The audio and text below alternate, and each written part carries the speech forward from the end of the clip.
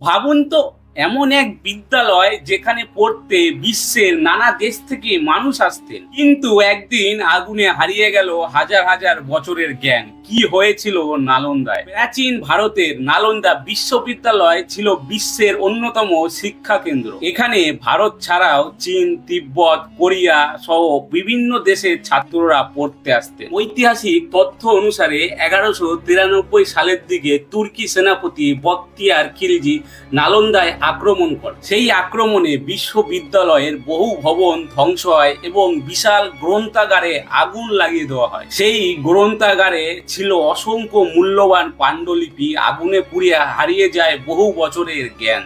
এই ঘটনার পর নালন্দা বিশ্ববিদ্যালয় তার নিজের গৌরব ধীরে ধীরে হারিয়ে ফেলে। এটা শুধু একটা বিশ্ববিদ্যালয়ের গল্প না, এটা ভারতের ইতিহাসের একটি সত্যি ঘটনা। এই ঘটনা আমাদের মনে করিয়ে দেয়, একটা সভ্যতা গড়তে শতাব্দী লাগে, কিন্তু ধ্বংস হতে লাগে খুব অল্প সময়।